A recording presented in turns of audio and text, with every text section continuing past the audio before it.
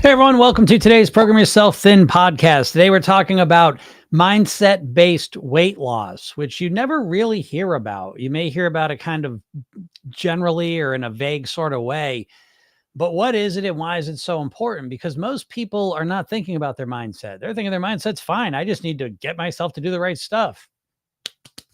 Yeah. Yeah. You're not going to get yourself to do the right stuff with the wrong mindset. And your weight is a reflection of your mindset.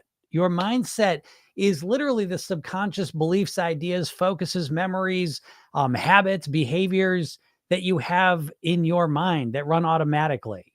Your weight is run on a subconscious level. And every time you diet, what you're doing is you're trying to consciously take control and force yourself to act differently. You're basically saying, conscious, I'm going to fight against my subconscious mind. It never works. It's never going to work because your brain's not built for that.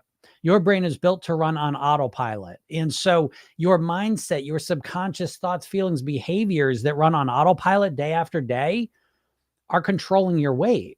And so until you learn how to change your deeper mindset, beliefs, thoughts, feelings, and behaviors, you're never going to change your weight long term. You can force yourself to act differently for a little while and you can lose weight for a little while, but you'll never be able to live for the rest of your life as a thin and healthy person until you change your mindset, until you think, feel, behave, and eat like a thin and healthy person on near autopilot automatically. And the only way to do this is to change your mindset. And when you start to look at this, at first it can seem a little daunting. I understand that. But the beauty is that it should fill you up with some hope because there's a good chance that when it comes to your weight, you're really apathetic at this point. You feel like you've tried everything and no matter what you do, you can't succeed. But I want to make crystal clear that I can almost guarantee you have never attempted to change your mindset. You have tried lots of different diets. But you have to understand that trying different diets is really the same process over and over. Even if it's keto or Weight Watchers or low fat, it doesn't pick your diet. The process is always the same. It's you trying to consciously force yourself to follow this new plan, to consciously force yourself to follow this new plan in spite of all the things that you naturally automatically do when you're not dieting. And it never works for long because, again, your brain is not built for this. So the only real solution to living as a thin and healthy person long term is to transform your mindset so that you naturally begin to think, live, and eat like a naturally thin and healthy person. So the approach is completely different. And the beauty is that it opens you up to a brand new approach to changing your weight that doesn't just depend on having a meal plan or an eating strategy. It really focuses on how you think, how you behave, how you respond to things. And it gets very interesting. And you very quickly start to realize that this is the piece of the puzzle that you've been missing the entire time. And so mindset in Program Yourself Thin world is 6 things. It's motivation, self-image, habits, emotions, thinking, and maintenance. And you have most likely never broken down mindset into these 6 categories. And you've probably never focused on being able to motivate yourself at a high level, shift your self-image from that of an overweight person to a thin and healthy person, learn how to strategically manage your habits so you naturally do the things that keep you thin and healthy, learn how to manage your emotions genuinely without the need for food, learn how to think the nuts and bolts questions, ideas, thoughts, beliefs of a thin, healthy person, and how to maintain, how to deal with the ups and downs in life, the challenges of life that are absolutely coming at you so that you can still stay on track even when you're off track. So that you can still keep going even when things are difficult. And these are things that you have never learned in your entire history of weight loss. I can almost guarantee it. All you do is keep cycling through tactic after tactic. Oh, now I'm going to get rid of carbs. Now I'm going to get rid of sugar. Now I'm going to cut my calories way down. Now I'm going to count my points. Now I'm going to count my calories. And you keep cycling through diet strategies, but you never deal with the core issue, which has always been and always going to be your mindset. The way that you're thinking and interpreting the world, the way that you naturally eat, the foods that you crave, the foods you think are good and bad, all of these things are locked in your mindset. And until you change these, you are never going to change your weight long-term unless you get surgery or get injections. And so the only natural way that I've ever seen to consistently, predictably be able to live as a thin and healthy person is to focus in on your mindset and to transform the way that you think about yourself, about food, about your lifestyle, about who you are as a person. And once you do that, you get on a path that really sets you up to be able to live as a thin, healthy person.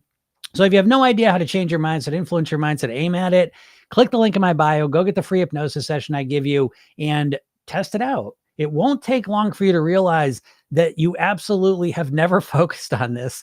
And even just a little bit of focus on this can move you drastically in a better direction. And it's all free. I'll give you a hypnosis session, a video. I email you every day just to give you new ideas about how to make this happen, all for free. And so I hope you take me up on that. If anyone has any questions, feel free to ask them and we'll get into it. Beginning of the year, I always like to see where people are at the beginning of the year. Usually people seem to be a lot more focused on weight loss than it seems to be this year, but that's up for you all to tell me. What's up, Nara? How's it going? Nara says, I realize my brain does that primal thing of always trying to trick me that I need more food than I do. I realize that I will have to practice quite a bit to measure out my portions consciously and not really listen to my sneaky mind. That old eat until 80% full is very useful for long-term maintenance. Yeah, absolutely, Nara. Absolutely. And when it comes to our hunger and our ability to overeat, we need to start by understanding that you're not broken because you feel that way. That's a very, very natural thing. And I think we need to start our weight mastery journey by recognizing that we have evolved over millions of years as humans to overeat. Okay. That was part of survival for most of humans' existences. Your ancestors, the reason you're here is because your ancestors overate when they had the opportunity. Now, the big difference is not that our brains and minds are broken. It's that the environment is completely transformed in the last 100 years.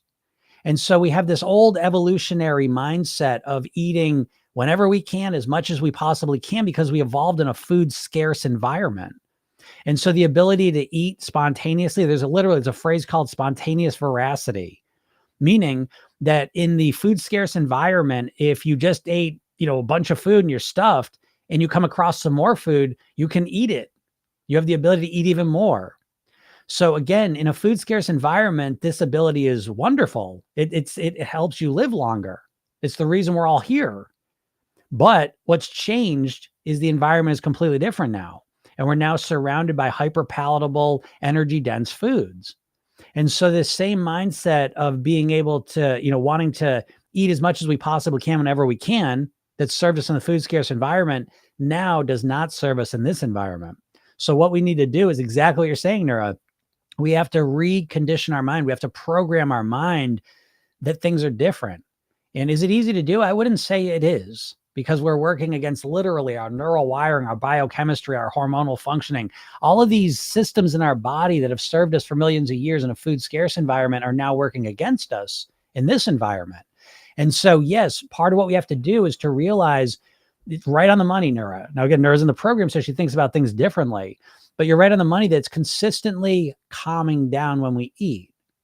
It's funny. We had one of the one of the hypnosis sessions this week for the Thrive program was there's plenty of food. I think you might all get that tomorrow. But there's plenty of food is a very interesting thing, right? I say that and it's like, it feels weird, right? And that starts to let you become aware of that instinct in you that there's never enough food. And you're always going to feel that for the rest of your life to some degree.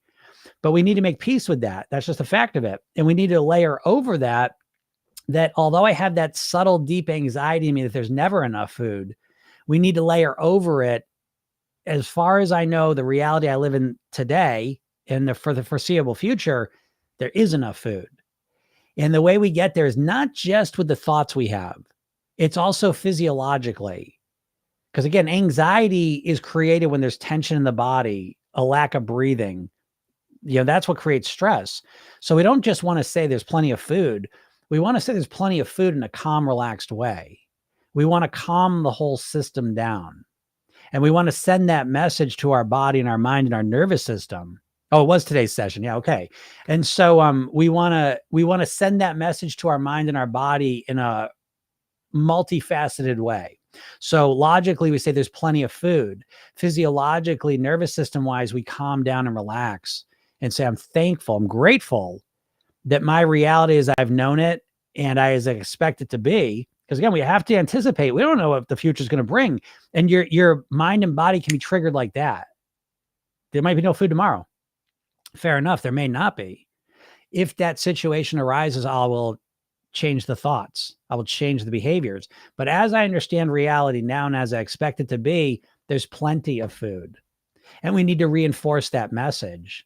There's plenty of food. There's plenty of food. I'm going to be fine. I do not need to eat all this food, even though my body and brain want me to eat all of it right now because they're thinking there's going to be any food after this.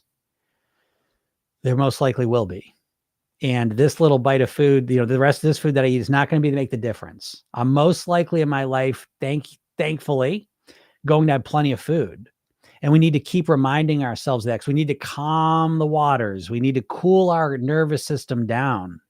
You understand this? This to me is such a fundamental point. This is why dieting rarely works, because your nervous system is very trigger sensitive to the idea that there won't be any food going forward.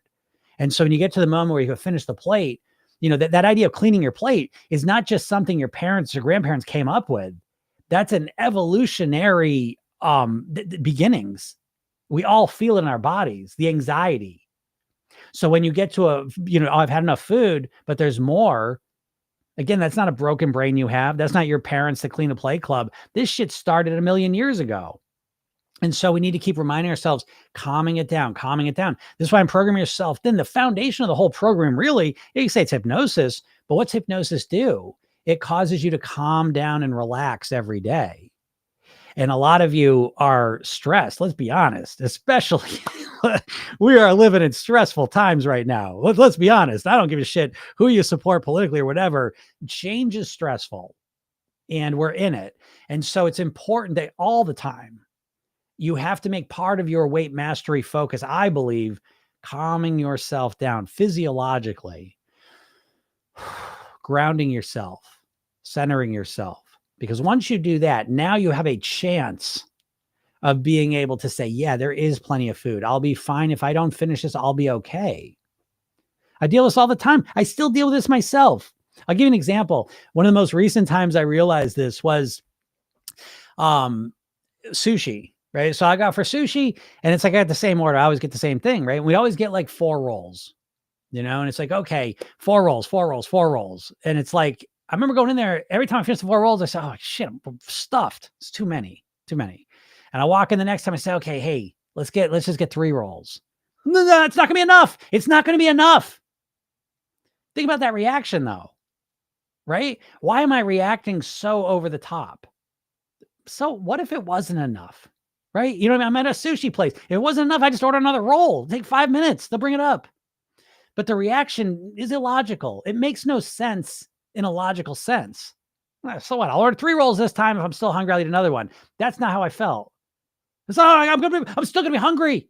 I'm still gonna be hungry. If I don't get 3 rolls, I'm still be hungry. I'm freaking out. Right. So, and I ordered 4 rolls, by the way. And this took me a while. So again, what I'm going to try to say this all the time, the people in the program know this, but we are illogical creatures. And in terms of our hunger, we've got this evolutionary bias, this evolutionary, foundation of being in a food scarce environment that we now bring into our food abundant environment that we've got to deal with on some level. How are you going to deal with your illogical body mind need to have to eat everything in sight? It's there. So what are you going to do? Just fight against it forever with your willpower? How's that working out for you? So to me, it's like, I want to go on a deeper level, ground myself physiologically. Jim, because once I did that, by the way, so I do get the 3 rolls now, right? And so now it's like, if I do that, how do I do it? Well, I walk in there, I'm going to get 3 rolls. No. Calm down, Jim. Don't you all feel this in your weight loss endeavors? You know what to do logically. That is not the problem. The problem is when you go to do the logical right thing, you freak out emotionally, you freak out mentally, and you have no way to deal with that. But you just keep thinking, well, this time I'm going to do it. This time I'm going to force myself and fight against myself. No, you're not. No, you're not.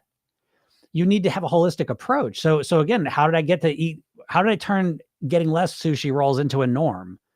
Well, I had to practice, I had to calm down. And once I calm down and relax, breathe, calm my mind down, And my mind says, hey, listen, if you're still hungry, you get more. Oh, why didn't I think of that before? Because I was anxious, I was stressed, I was tense. Isn't that the shit that's sabotaging all of you? Like, if you're really honest, it's not the knowledge. You know what you should and shouldn't eat enough. The problem is when it gets time to make that decision, there's an anxiety there. There's a stress there that if I don't eat that, I'll never eat it again. It won't be enough food. I'll still be hungry. Pay attention to that. So you're right on the money there. And it's a thing. You got to practice it, And again, in the program, we use the redo rehearsal technique. And this is one of the most important things. I redo and rehearsed the sushi, because again, I can't just expect, it's like, a kid plays basketball, right? And so it's like, if you when you play sports, you don't just have games. You've got to have what? Practice. When it comes to losing weight, though, you dieters are like people that don't want to practice and just want to play the games. And so when you're a dieter, there's no practice. There's no practice in dieting. I'm started my diet on Monday and now I'm just going to stick to it. I'm just going to make the right decisions. Well, what happens when you don't? Oh, I just quit.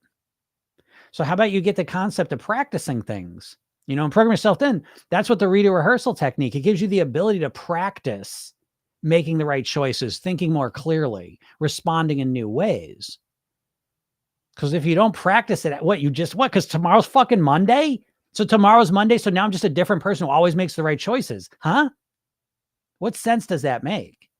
So again, dieters never practice. They just expect I'm going to go in the game and just going to be a superstar. No, you're not. And no, you haven't. And so until you have some ability to practice making better decisions, maybe that sounds crazy to you. The idea that you're going to make better decisions. Jim, I know what I need to do. I just need to get myself to do it. Well, how do you get yourself to do it in the moment? Oh, just do it. Well, then why do you not do it? You ever wonder that?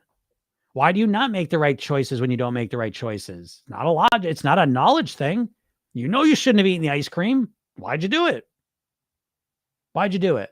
I'm addicted. I have no willpower. Those mean nothing. So where do you go from there? Program yourself. Then we have an ability to practice making the right choices, thinking differently, behaving differently.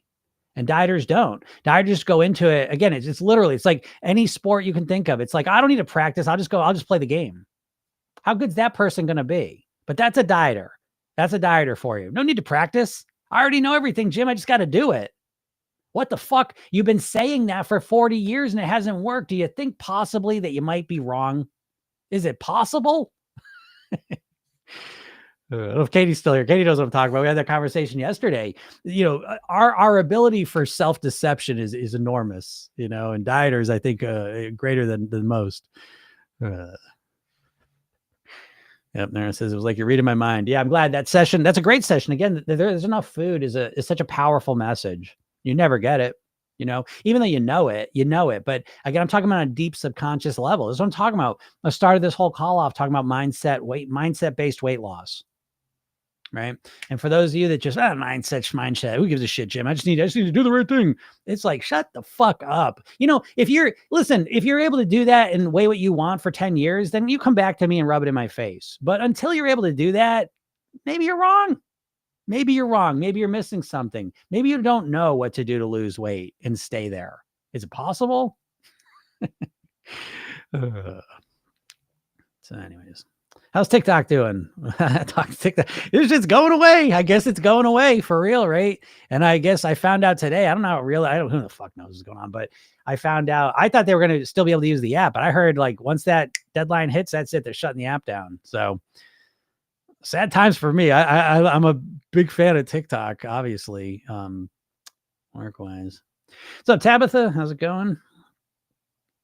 So get it while you can. I am over on Instagram, YouTube, and Facebook. User says, I need your help. I've been holding on to those last 20 pounds for so long, no matter what I do. Yeah, okay. But let's just break this down a little bit. No matter what I do, please, I get people say this. I get it. But again, this is to me a symptom of a deeper problem that you're locked in this diet or mindset. That's why I try to make the distinction between diets and mindset-based weight loss. Right? Because no matter what I do implies that you've done everything and nothing works. And no thought will make you feel more powerless than that. So I'd much rather be like, I've tried a lot of things and they haven't worked. And I'm going to keep trying new things. At least there's still hope. At least there's still the idea in your mind that there's a possibility. Maybe I missed something. Maybe I haven't done everything. Maybe I can lose weight, but what I've done isn't work and I have to do something different. Human brains don't work that way because we self-insulate ourselves from, failure and rejection. It's I've done everything and nothing works. That's all. I've never seen that be the case personally, But yeah, again, user, I would say, I've been holding on to those last 20 pounds for so long, no matter what I do. My suggestion to you, my help to you is that no matter what I do is bullshit. You know what I mean? Like, you need to be more specific, first of all, because again, if I throw a user in a jail and I control their calories, do you think they'll be able to lose weight? I do. I'll lower your calorie consumption. And guess what's going to happen when I do that? You're going to lose weight. So most likely, and again, I don't know your story, user, but most likely, that's an inaccurate description of what the problem is. So you might say, I've been holding on those last 20 pounds for so long, no matter what I do, is actually, I've been holding on to 20 pounds because every time I try and eat less, I can only do it for a little while and I can't stick with it. Well, now that's a lot more interesting of a statement to make, and it's a lot more useful because it's more descriptive. No matter what I do, what have you done? What have you done? I bet you've done diets. Well, 95% of people fail to lose weight long-term with diets. So yeah, you're probably going to get the same results. But have you ever focused on your mindset? Have you ever changed the way you think? Again, program yourself. Then we have the weight mastery pyramid. Mindset, lifestyle, eating. Have you, no matter what I do, have you ever learned how to motivate yourself? Mindset. Have you ever focused on your mindset? And within the mindset, have you learned how to motivate yourself? Change your self-image and identity, how you think about yourself? Change your habits strategically so they run automatically working for you? Have you learned how to deal with your emotions genuinely? Have you learned how to think like a thin, healthy person? Have you learned how to maintain when difficult, challenging times come? I know the answer is no. Lifestyle. Have you focused on shifting your lifestyle so it supports you? What do I mean by lifestyle? Most people have no idea what lifestyle means. And Program Yourself Then, we have 8 specific habits.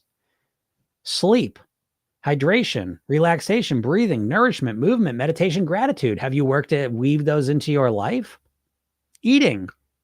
I know you've followed eating diet plans, but have you ever developed your awareness of your eating and your eating patterns and habits and triggers? Have you focused on structuring your eating? And have you focused on optimizing in a way that works for you, custom made for you? And I'm going to guess that everything you've done, you've never done any of those things I just mentioned in any consistent way. And I don't say this to be an asshole. I say it to point out that you haven't done everything. There's a whole bunch of stuff you haven't done. And most of you dieters are in the same boat. So stop saying you've done everything. No matter what I do, it doesn't work. It's bullshit. Again, and I want you to embrace that. I want to be wrong, because if you're wrong, then, well, you know what? I haven't tried everything. Great. Now you're open to a bunch of other things you can do. But believing the bullshit, I've done everything I can. I've done absolutely everything and nothing works. That's always bullshit, as far as I've seen. Yeah, Nurse, if I throw a user in jail and I control their calories, is that the new PYT feature? I wish. Just to prove a point. And I say this with love, because I know a lot of dieters walking around truly, genuinely believing that they've done absolutely everything. They haven't been successful, and so nothing works. I mean, this to me is the mindset epidemic that dieters have. And I think it's leading to an epidemic of apathy, and I think it's very intentional. And that's why I get on here every day, to show you that there are other ways, there are other strategies. And there's user followed up. Yeah, tried everything. I'm just scared of eating real meals rather than restricting. I get it, user, but you haven't tried everything.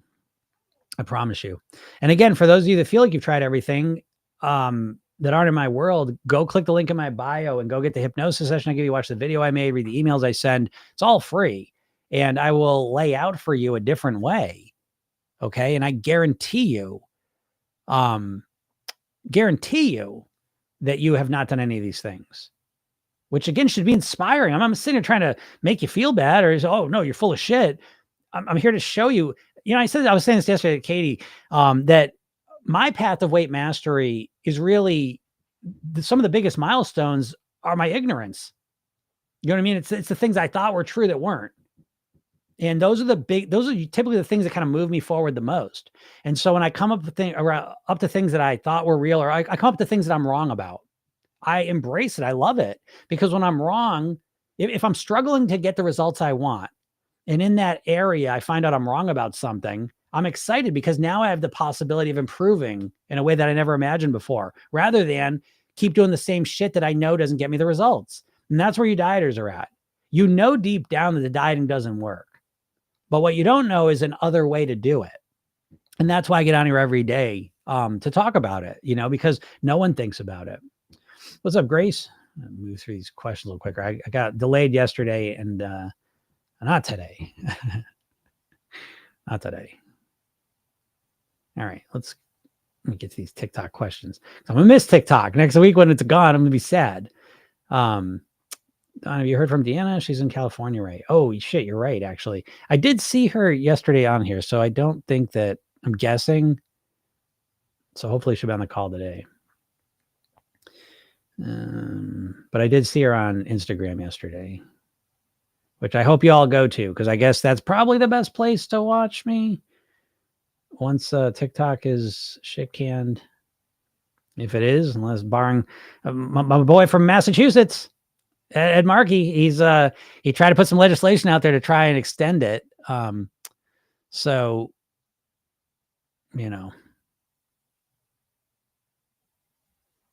So yeah, I hope that happens, but I don't know. Crazy times. Okay, so the hard thing with sushi is I want to have all different kinds, so I feel like I need to order 5 rolls. Yeah, for sure. I get that too. Totally.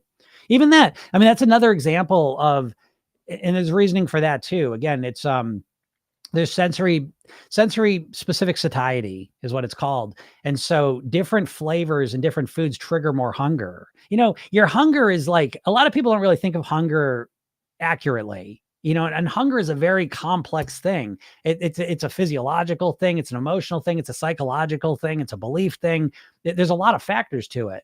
And so, the sushi thing is definitely a piece of it.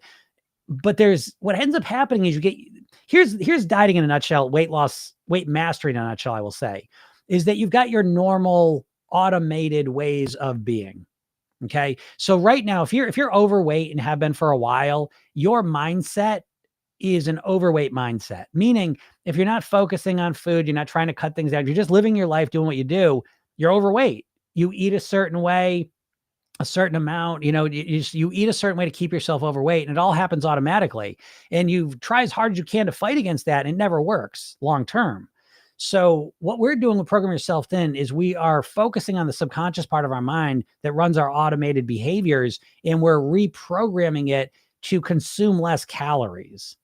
And that process is really oftentimes about dealing with the emotional reactions to change, because our subconscious mind does not like change.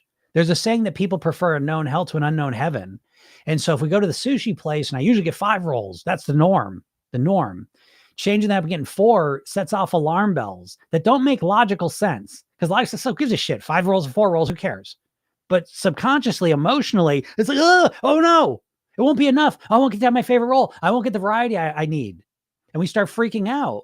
And what I'm trying to tell you all dieters, this is the main thing sabotaging you. And you're never dealing with it because you keep going at your weight loss on a purely logical level. Well, just tell me what to eat. Tell me how many calories. Tell me my meal plan. Tell me the macronutrients I got to cut out.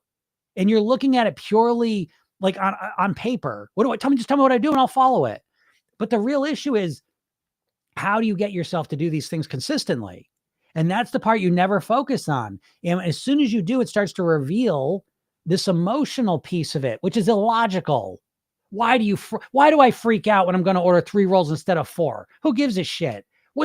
How fucking hungry could I be? You know what I mean? Now, logically, myself, nothing, but emotionally, I'm freaking out. And I tell you this story because it applies to you. You don't have to eat sushi. It's not about sushi. Understand? It's about changing what we normally eat. And changing what you normally eat it sets off alarm bells in you subconsciously and emotionally. Hope you realize that. Well, Beck says, I'm afraid of I'll be hungry. I'll be mean to people. Yeah, I get that. And you will be. That's why you can't get yourself too hungry.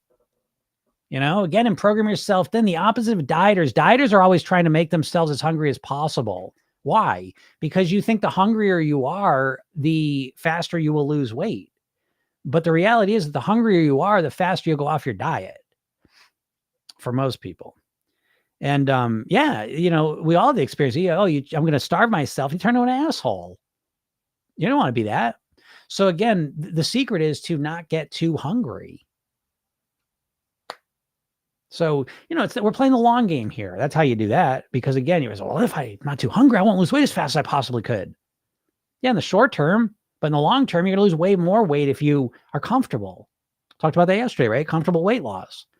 Which, by the way, again, I'm disappearing here next week on TikTok. So if you still want to have access to this stuff, the first thing I suggest is go to my bio, click the link and get the hypnosis session, get my world.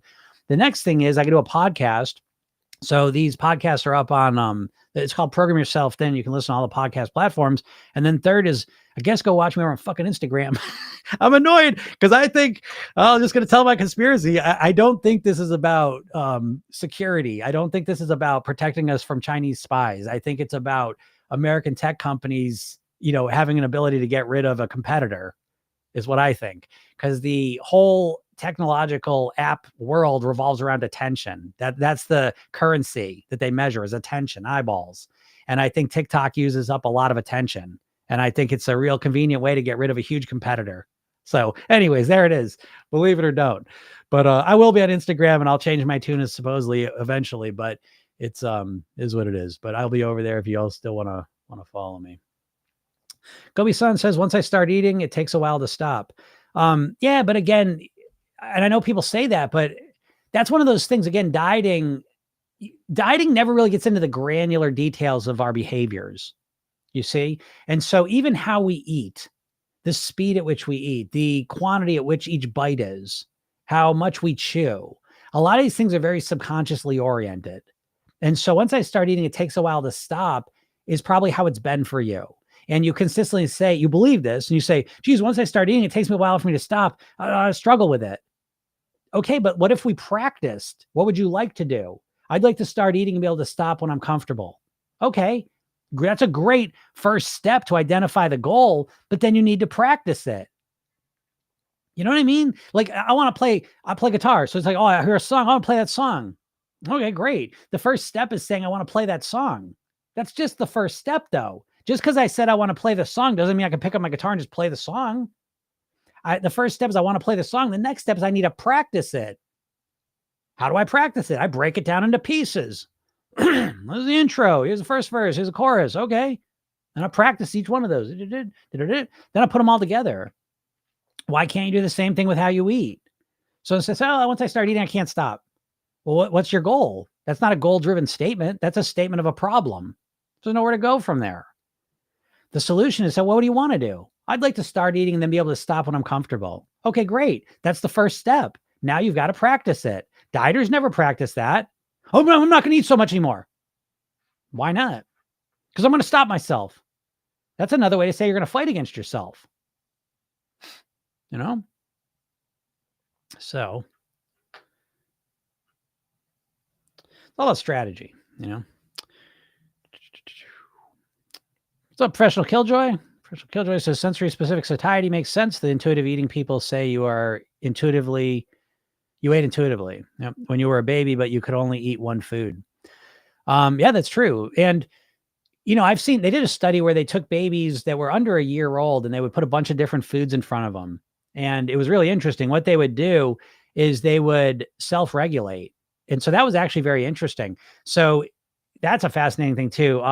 What's that book? The Dorito Effect. One of my favorite books of 2024. I got to make a list of books. Actually, I'm going to do that. I'll make a video. A lot of my videos, where are they going to be? You know what? I'll always take any situation and reframe it as a positive. And so TikTok going away will allow me to put more energy into YouTube videos, which is something I want to do for a while anyways. Because as much as I like TikTok videos, YouTube will last around longer. Anyways, so one of the things I think I'll do is make a book, top 5 books of 2024. But anyways, one of the books in that list of top 5 books would be The Dorito Effect, which I thought was really good. And one of the points they make in there is that humans have a very high capacity to smell and associate smells with nutrients that they need. And so they took these babies and put a bunch of different foods in front of them. And what they found is they said the baby's going to eating jags is what they called it, where, at one point they might eat, a bunch of tomatoes, and then they kind of ease off on those. And they eat a bunch of meat, then they eat a bunch of rice. And so they kind of had an intuitive sense of what they needed to eat. And again, through their smells and senses, they'll be able to know where to get those from. And so I do believe on a very fundamental sense that we have a huge ability to be intuitive eaters. But I also believe that most of us have squandered that ability because we've lived our whole lives around hyperpalatable foods as well. So that's why I'm not a huge believer in intuitive eating, at least not for myself and people I've seen. But I do like some of the concepts. But yes, absolutely with that. But sensory satiety is a very real thing.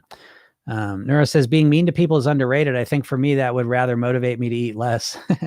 Yeah, that's funny. Makes me laugh. Okay, so I have so many saved videos on TikTok, I didn't realize I was going to lose access. Yeah, and I don't know if that's true. You know what I mean? Like I just saw that today. That's the first I'd heard of that. And so I've been hearing this whole time up that you were basically still going to have the app, but then you just couldn't download it anymore. But then today I saw that something was happening where they're just going to get rid of it. So again, hopefully my man from Massachusetts over here, Ed Markey, gets that thing passed. I haven't heard much about it, but or maybe Trump will come in and save the day and save it. Who knows, But again, I being as cynical as I am about the world, I think money, you always follow the money. And I think there's a lot of American money coming in. Maybe I'm crazy, but that's what I think. So we'll see what happens. What's up, Ken? Ken says I wear a wristband that reminds me to remember my redo rehearsal decision that was made when I was calm and relaxed. Ken's the man. I don't know, man. Ken, you're just like, I don't know how you do this. You're just a savant. You're a PYT savant. That is a great suggestion. I love that. That's such a good one. I'm writing that one down and put that right in the program. Ken, great idea. Yeah, redo rehearsal. And that brings it right into the, man, that's wonderful. And in NLP, we call that an anchor. Right. And anchors can be kinesthetic, physical, like a wristband. It's also visual, right? Auditory, some people use rubber bands every time they make a bad decision, they snap themselves, So, using anchors is a great way to take, like when we're calm and relaxed, thinking one way into other situations where we tend to get more anxious and stressed. And that's a great way to I use anchors constantly. I show you guys this all the time, but like on my desk here, I constantly have like my little meditating frog who's always looking at me, keeping me calm. I got my little Buddha snow globe, that's always there. And I don't just have these, I have utilized these. So I've spent time literally kind of meditating with them, sometimes holding them, putting that energy into it. And then meditations, like staring meditations, eye gazing meditation is another one where I put this stuff in there.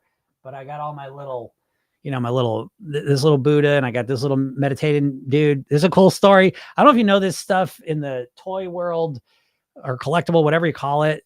Like this thing here, there's like 10 little different dudes or dudettes. I don't know.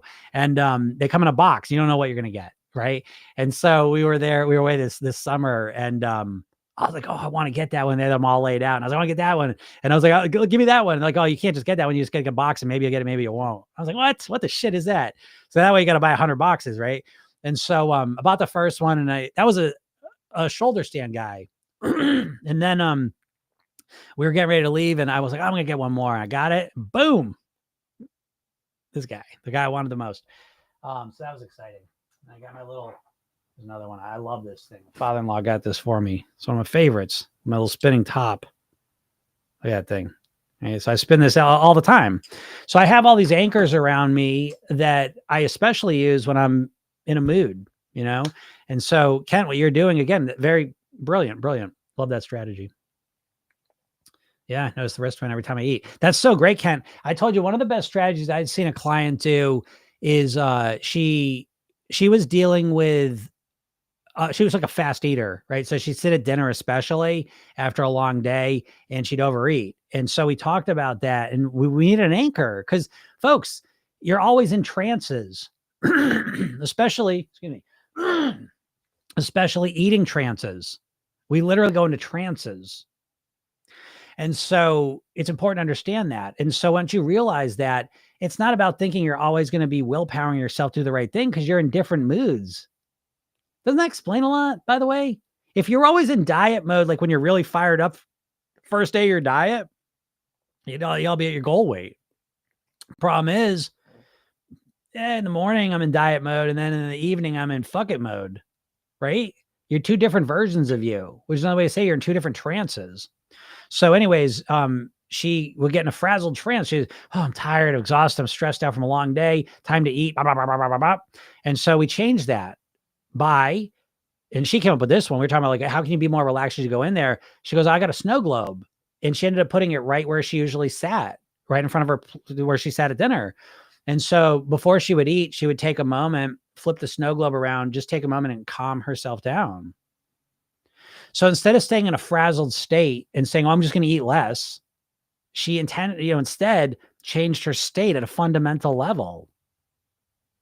Does that make sense? I mean, does that ring any bells? I say this to you not to be a wise ass and a jerko, but to show you why what you've been doing hasn't worked.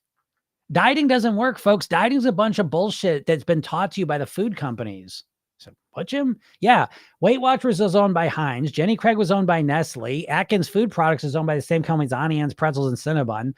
Slim Fast is owned by the same company as Ben & Jerry's ice cream. These companies are just filling your head with fucking rocks when it comes to weight loss, which is why you're not successful. It's not because you're broken. It's not because you don't have willpower. It's not because you're addicted to sugar. It's because you've never learned a real, genuine, effective strategy for mastering your weight. And that effective, genuine strategy is really rooted in your subconscious mind and your body, in more holistic strategies that work. It's not rocket science. It's just you never hear this stuff. Hey, what's up, Christina? Christina says, I love ice cream, but it is one of my trans foods. Yes, I keep an awareness whenever it crosses my path. Again, Christina's in the program, so she talks like that. That's great. That's great, Christina. We're going to check it out. Yeah. Lisa T says, please keep talking. I've lost 75 pounds. Current BMI is 21. I've lost this weight 7 times in 30 years. Yikes. Yeah, there we go, Lisa. Lisa T, please, please, please go get the hypnosis session and watch the video, please. I tell you, one of the main motivators for me to do this is people that have lost a lot of weight number of times and put it back on. That is because you can only 7 times is close to a record. I mean, that's a lot. It's very, very difficult. It gets increasingly difficult to do this. This way, honestly, most of my clients are usually 45 plus, just on average. And I think a big part of that is because by the time you get to be 45, you've tried lots of diets, you've lost weight a number of times and put it back on. Thanks, Kobe. And what ends up happening is eventually you get so apathetic. You start to get so apathetic. You say, geez, even if I lose weight, I'm still failing because I know I'm going to put it back on. And so a lot of my clients come to me and they're just like, what's the fucking point? Even if I start losing weight, even if I stick to it, I won't stick with it long-term. And once you hit that point, it's like game over because you just can't get yourself to do anything. It's just like, what's the point? And so that's why, most of my clients are kind of in that spot, but I hear you, Lisa. So please, please, please, well, you're doing so good right now, 75 pounds down. And again, this is why, Lisa, because the weight loss industry is always focused on losing weight. Your goal is not to lose weight. No, it's not. I know you think it is. It's not to lose weight. It's to live at your goal weight. Right? Let me ask you, what would you rather have? Which would you choose? To get to your goal weight or to live at your goal weight for the rest of your life on near autopilot? Which do you choose? And the answer is obvious, but I just want you to reflect for a second that as much as you've thought about weight, Lisa, as much weight as you've lost and as focused as you've been over 30 years, you've never once had that goal in your mind. You've never once thought that. I know it. You've never once thought my goal isn't to lose weight. My goal is to live at my goal weight for the rest of my life on near autopilot. None of you have ever articulated that goal unless you're in Program Yourself Thin. And I want you to realize that's just one clear example of how you're set up for failure. The diet industry is not here to help you long-term. Diets fail 95% of the time. Lisa's a smart, intelligent, action-oriented person. That's how she's lost 75 pounds 7 times. It's not a matter of intelligence, focus, motivation, willpower. It's a matter of strategy. You do not have a strategy to live at your goal weight for the rest of your life on near autopilot. None of you do, probably unless you're in Program Yourself Thin. I'm not saying there aren't other things out there. I'm sure there probably are. I don't know what they are. I would tell you if I did. I'm not gatekeeping. I literally have never seen anything like Program Yourself Thin. Am I biased? Yeah, sure. So again, I'm not saying there's not anything out there, but I've never seen anything like it. But the point is, again, Lisa can probably attest to this, 30 years into the game, that you've never focused on living at your goal weight for the rest of your life on near autopilot. And that's the goal of Program Yourself Thin. It's a much different goal. It's the weight mastery goal, right? The weight loss goal is to get to your goal weight. The weight mastery goal is to live at your goal weight forever, easily, comfortably on your autopilot.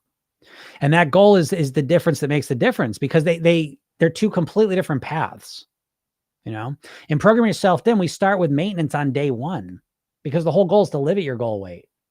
Who gives a fuck if you get to your goal weight? Lisa, are you excited that you lost that weight, 7 times before, or were you upset that you put it back on? It's not about losing weight, folks. It's about living at your goal weight. That's such a big distinction. I hope you really let that sink in, Yep. Betty says, awesome idea using the anchors. Yeah, that was a really great idea. And he says, yes, eating in a frazzled state. I'm guilty of this. Most people are, we live in a crazy society. And it's just going to get crazier, methinks, And so you need to, again, in Program Yourself Thin, I always said Program Yourself Thin is a hypnosis-based program. There's 2 versions of it. There's the hypnosis program only. I sell that by itself. I'm always questioning this, but there's just literally, and it's the #1 hypnosis program on the planet. Don't believe me? Go find a better program, a more comprehensive hypnosis program than Program Yourself Thin, and I will give you $200. Let's make it $250. $250. I'm going to make it $1,000. I'll test that a little bit because I don't know everything. But this is the only program on the planet. It's 8 weeks. Every day you get a 5-minute session in the morning, and each week you get a 10-minute session that you listen to in the evenings. And what happens is, not only are you getting wonderful things put into your mind, each session's different, built around a weight loss mantra.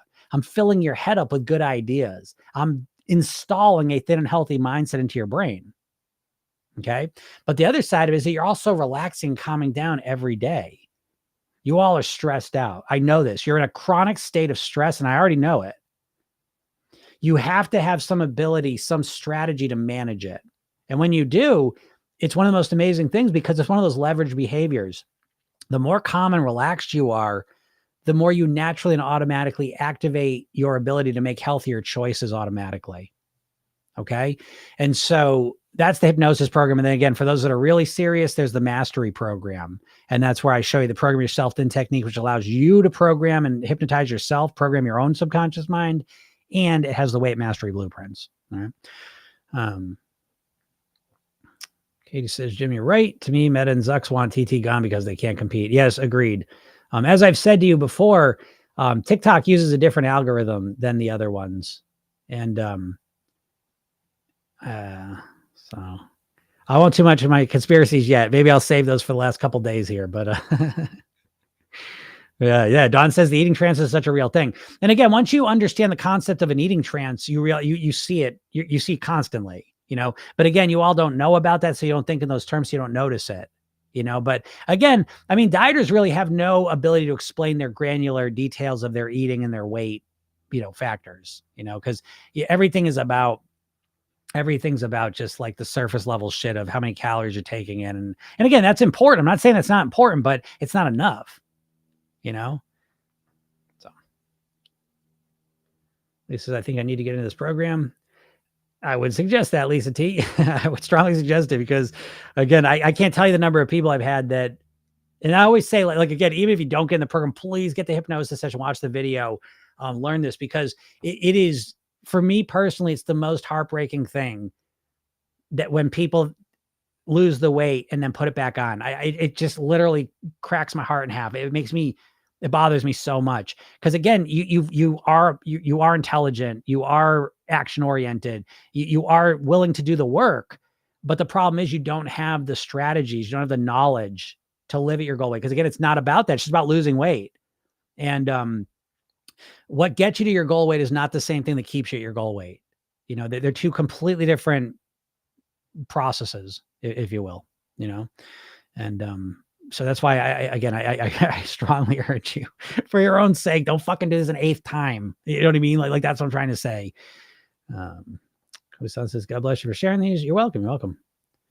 Yeah. 7 times over 30 years, I'm 50. Holy crap.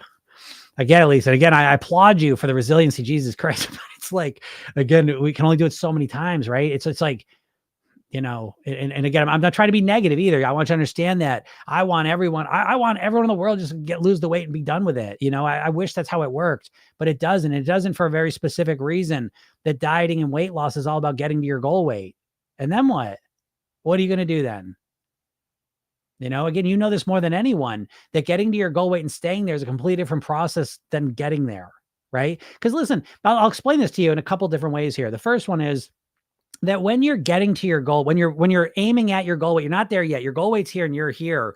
The big difference is that you have the excitement of getting to your goal weight, right? It's like, so what we do is we trade the pleasure of the food for the pleasure of the scale going down.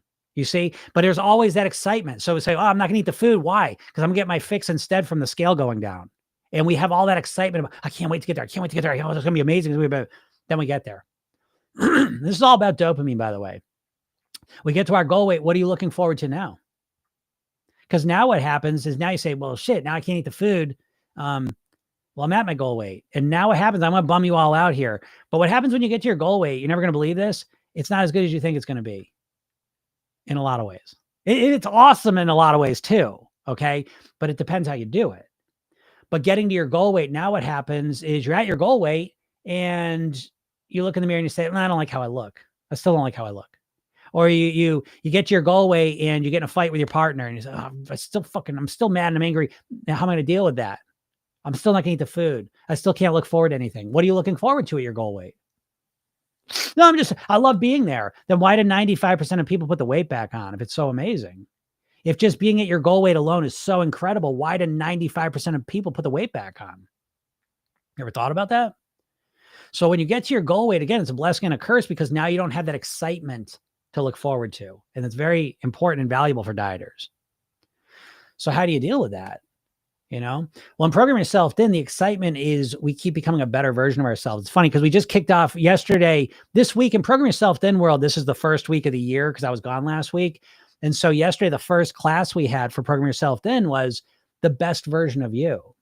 So in Program Yourself Thin, it's different because we take your weight loss and we wrap it in personal development. It's not just about getting to a certain number on a scale, a size of clothes. It's about becoming the best version of you possible. Why? Because the best version of you possible, first of all, includes your goal weight, but it's so much more. And the beauty of being the best version of yourself as the goal is that it's always evolving. It's always changing. It's always something to look forward to. And it's different for each person. For one person, like, I want to improve my relationships. I want to improve my finances. I want to improve my personal development. I want to improve my guitar playing, whatever you are into, whatever jazzes you up. But it sets us up for ever improving. So for me, I've been doing this for 30 years. I lost 50 pounds for 30 years. I've been at the same weight minus one blip 12 years ago. But I'm as excited and motivated now to think, live, and eat like a thin, healthy person as I was 30 years ago. Why? Because my goal was never just focusing on get to my goal weight. That was just a piece of the puzzle, a little piece. The excitement is being the person I want to be. And it just keeps growing and evolving. So that's a very important piece of the puzzle. I'm always have things to look forward to. And it's funny, I put 7 pounds on over 2 weeks. I let things, I take things easy for the holidays, kind of enjoy myself a bit more. Then I went on vacation for a week, put 7 pounds on. But now I come back to my normal routine this week and I feel amazing. I love thinking, living, and eating the way that I live, think, and eat. And so that's the difference between me and a dieter, is I'm as jazzed up now as I was 30 years ago.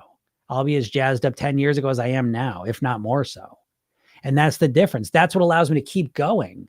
I have an engine. I have a 8-cylinder engine in my motivation. I'm fired up. I love eating the way I eat. I love living the way I live. I love thinking the way I think. That's the difference. Dieters don't do any of that shit. They're just trying to restrict calories to get to a goal weight. It's a very one-dimensional, superficial, impotent goal, which is why 95% of people that lose weight put it back on, methinks. Yeah, Vicky says, it took PYT to give me the support system I need to live at my goal weight. Yeah, and again, Vicky's a superstar. She was a Weight Watchers superstar, did as well with that system as she could. But again, Weight Watchers doesn't give you the mindset piece. You know what I mean? It's a tactical program, which all diets are, which is to say, here's the tactic, now you follow it. Right? That's every diet in a nutshell. Is basically, here you go, this is what you do, now go screw, you're on your own. That's every diet in a nutshell. And they leave out the most important part, which is, how do I get myself to follow this? How do I change my thinking? How do I change how I feel? How do I change my behaviors long-term? Nah, I don't fucking know. Here's your plan. Eat 1,000 calories. Don't eat carbs. Here you go. See you later. Count your points. Get the fuck out of here. You're on your own. Well, that's basically what you're getting.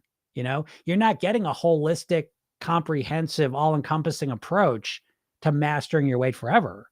You've never even thought in those terms. But I believe that's what you need to really get the results you're truly looking for. Because again, your goal is not just to lose weight. You can ask Lisa. She's not happy if she lost weight 7 times. She's pissed off about it.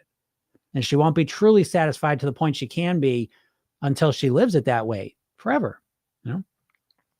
Julie says, I knew eating M&Ms all day would help put back the 85 pounds, but a different mindset would have helped me get back on track. Yeah, again, Julie's in the program. She lost 85 pounds, put it back on. And now you started programming herself then and is now losing weight in a sustainable long-term way. And the difference is that she's transforming her mindset throughout the process. While she loses weight, she's simultaneously transforming her mindset to think like a thin, healthy person. Let me give it to a different way. We all have a mindset. We have one mindset when it comes to weight. If you're overweight, you got an overweight mindset. If you've been overweight for a little while, if you just put 50 pounds on last 3 months, that's a different thing.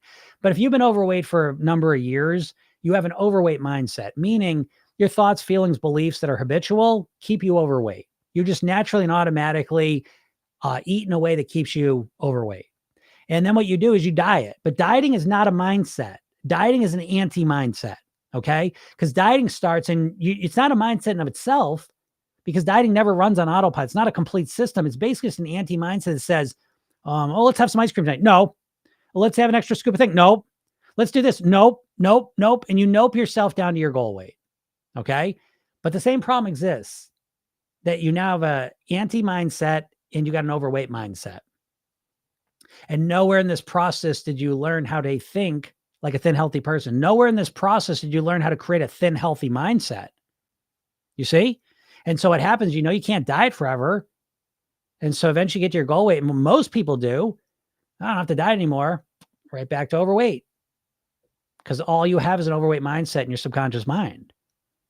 Now, again, the tricky ones of you out there, you hover right about 5-10 pounds above your goal weight so you can stay in diet mode perpetually, right? But what I'm suggesting to you is that you start focusing on creating a thin, healthy mindset so that you don't need to diet, so that you naturally and automatically, the thoughts, lifestyle, feelings, eating patterns you have keep you at your goal weight naturally and automatically. Now, when I say automatically, it's a near automatic. Again, it's like a garden. You do a lot of work to get it ready, and then you got to tend to it. And that's what I think managing your weight. Managing your weight is a forever process, folks, by the way, because we live in an obesogenic environment. So we don't live in a neutral environment. We don't live in a vacuum. We live in an obesogenic environment that's constantly trying to get us to overeat. So we have to constantly manage that to some degree, but it can be way easier than what a diet is when you do it strategically, when you do it focusing within the paradigm that I'm explaining here. It's not just about restricting calories with the same mindset you've always had. That's the problem. When instead you use this energy to transform this mindset into a thin, healthy one. So I don't know if that makes sense to you all, but it sure does to me. What's up, Karen? On a break. Nice. Lisa, how do I join you? I feel like you're speaking to my soul. I know I am, Lisa. Again, I know your mindset more than you do. You got 2 choices. Again, you can always opt into the hypnosis session, test out for free. If you want to just kind of kick into the program, you can go to programyourselfthin.com right now. There still is a special offer. I'll probably keep it up in January, before the prices go up. But again, I don't know what again, we're talking 75 pounds. It's a big, you're doing a lot of work here. So again, it's always up to what you can invest and what you want to invest. But what I would suggest that at an absolute level, what I want people to do is work with me. You can still work with me in my group coaching program. And if you go to Program Yourself now, I will give you a hint. The best deal you can get on the coaching right now is if you went to programyourselfthin.com and you get the mastery program, and then you'll get an offer to get into the coaching program. It's a special offer. So that's kind of a little secret hack. And that's what I would do. And if you can't make that investment, that's fine. I would definitely recommend the mastery program. Okay. The hypnosis program, I put it out there. I'm always hemming and hawing. I know I can help anyone lose weight if they'll listen to it. Again, my goal is weight mastery. I want everyone to come on, let's master your weight, cut the shit with the weight loss. But I can't control everyone's thoughts. So if I can help someone lose weight, fine, I'll do it. But I want you to get engaged and take this seriously and figure this out once and for all. That's what the mastery program's about. And then if you're able to work with me, it's just like, supercharges it. It's 25 grand to work with me privately. I've been doing this professionally for 20 years. I've done almost 6,000 private weight loss sessions. So to be able to work with me for 8 weeks in a group coaching capacity, you'll find that that's probably the most powerful weight experience you'll ever have in your entire life. And I don't say that lightly. Again, I'm not here. I take a no bullshit policy when I get on here. And again, that includes me not being falsely humble. I'm literally, I believe, the best weight mastery coach on the planet. There's no one talking like I'm talking, as far as I know. So that's what I'd suggest. Peggy says you get to your goal weight and life still happens with bad stuff. So you have to learn to deal with life. Yes. There you go, Peggy, in a nutshell. And again, diet doesn't teach you that. The missing pieces of dieting, the inadequacies of dieting are really you're distracted from them by the excitement of getting to your goal weight. So the excitement for some people of getting to that goal weight can really blind you to all the holes in the dieting process. But one of the biggest ones of all, again, is that once you do get to your goal weight, if you're able to do that excitement of getting there, that's all dopamine, by the way. Dopamine is a chemical in your brain, a neurotransmitter that's all about getting the thing. They call it, it's the grass is greener chemical. It's a salesperson. So again, this is why you can never be completely satisfied in life, because the dopamine's always imagining something better. And so when you're using this in terms of dieting, what's happening is you're always thinking, oh my God, when I get to my goal weight. And the diet industry exploits this as well, because they're always selling you fairy tales. It's called the false hope syndrome. Again, I've studied weight loss marketing more than most people on the planet. It's the false hope syndrome that once you get to your goal weight, everything's gonna be amazing. Your relationship's gonna be amazing. Everyone's gonna think you're incredible. You're gonna have, whoever you're interested in is gonna be, drooling over you. Everything's gonna be amazing. And then you get to your goal and you say, well, it's better. It's a lot better in some ways. And in some ways, it's the same as it's always been. And it's like, And now the problem is, how do I deal with the bullshit in life? Because when you're overweight, one of the main ways you deal with the bullshit in your life? You eat. We live in a culture where the main emotional management strategy is eating. Okay? So you've never learned how to deal with your emotions in a genuine way. That's the core problem you got to deal with. And you have no clue how to do this. So again, that's why in Program Yourself Thin, we talk about how to genuinely deal with your emotions, how to feel the emotions you want to feel, and how to deal with the emotions that you don't want to feel genuinely without food. Until you learn to do that, I don't know how you're going to manage your weight long-term. How are you going to deal with disappointment and stress and loneliness?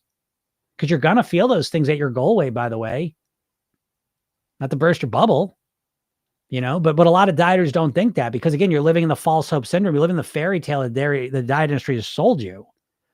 But why do 95% of people put the weight back on after they lose it? You have to tell me. I mean, I've got my theories. What do you think? Again, it's exciting. It's fun. And then you get there and you normalize to it. I'm not excited that I'm at my goal weight every day. I've just normalized to it. I always say this to my clients. You're not excited you got electricity, even though it's like the most important thing for your quality of life practically. You don't give a fuck. You just take it as granted, right? Same thing happens with your weight eventually. And then the bullshit comes. And so if you don't know how to deal with the bullshit in a genuine way, what do you think is going to happen? Reflect on your own experiences. So again, there's more to this process than me just, oh, here's your meal plan. That's why nutritionists and dietitians, again, they got a sliver of the process that they're helpful for. You tell me, y'all ever been to a nutritionist and dietitian? Did you lose a bunch of weight after you talked to them, worked with them?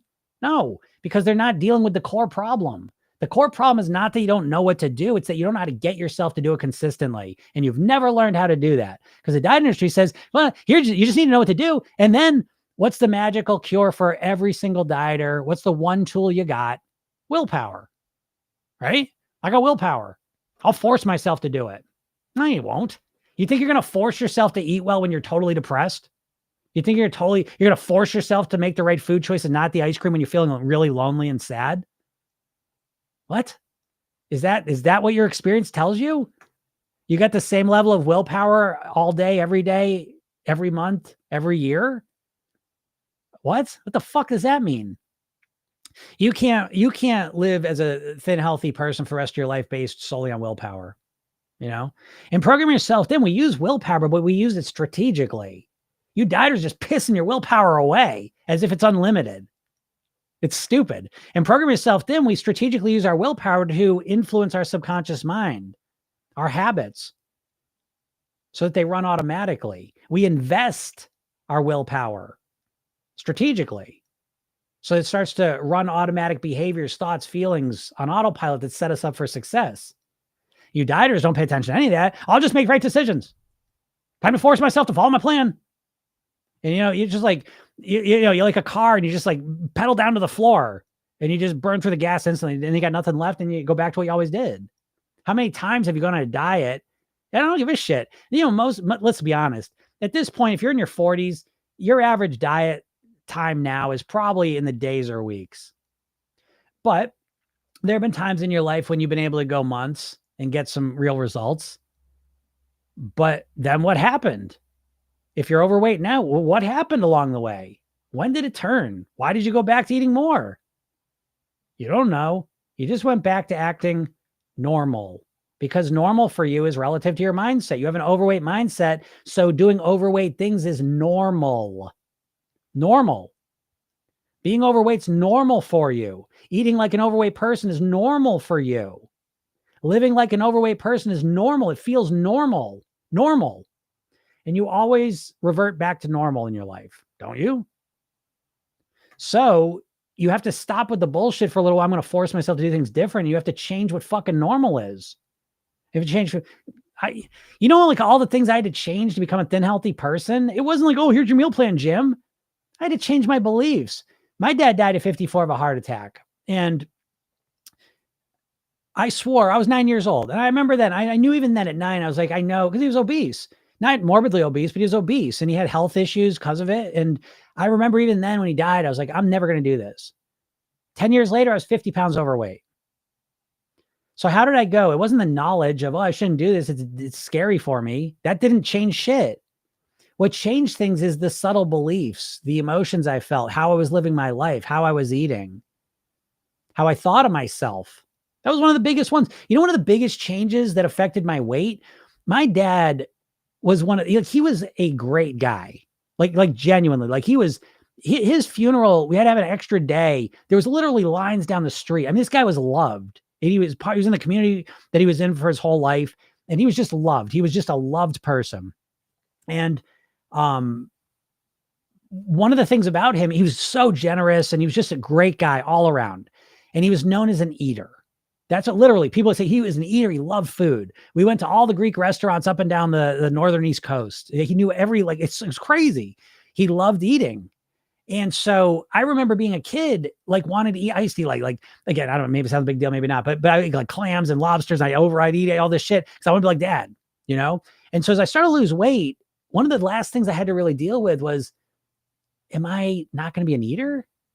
I'm not going to be an eater like my dad, And giving up that piece of my identity was one of the hardest parts, because in a weird way, I felt like, oh, I'm not going to be an eater like my dad. I'm not going to be like my dad. I'm rejecting my dad.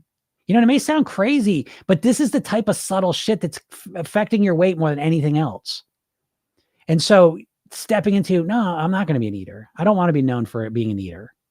I guess ironically, Ironically, I probably am known as being an eater, like a healthy eater, though. I guess that's ironic. I never really thought of that. But yeah. So in a weird way, subconsciously, I'm like rejecting him by becoming a thin, healthy person. Now, is that real? Is it not? I don't know. But that was shit that was all in my head that I had to work through. And I share this with you as an example of the subtleties. It's the subtle little thoughts. It's the subtle little beliefs. The subtle little things are what are affecting your weight ultimately. It's not the meal plan. It's not just the calories. You know what I mean? Like, again, those things have their place. They're a part of it, but they're a small part of it. And a lot of times it's these more subtle things that we got to deal with to really get the results you're looking for. So I hope that makes sense. Karen says he's amazing. Thank you, Karen. Lisa, yep. Low carb, intermittent fasting, calorie restriction. Yep. Not once autopilot is kicked in. Yeah, this is a hard thing for me every day. Yeah, not excited at all. Constant nervous about gaining. Yeah, weigh every day. Well, I like the weighing every day, but it's how we weigh every day, And again, like you're saying, I always joke that the dieter's mantra is, you'll love this, Lisa. I always say like a dieter's mantra or an overweight person's mantra, one and the same, will say, I just want to lose the weight. I just want to lose the weight. I just want to lose the weight. I just want to lose the weight. They say it 1,000,000 times a day, every day, until they lose the weight or get close to their goal weight. And then that flips into, I hope I don't gain the weight. I don't want to gain the weight. I don't want to gain the weight. I don't want to gain the weight. And those two mantras are basically probably what you experience over and over and over again in your mind. And yeah, it's funny, Lisa, if you, another thing you might be interested in is yesterday, if you go, and all of you, I do it, this is a podcast, right? Program Yourself Thin.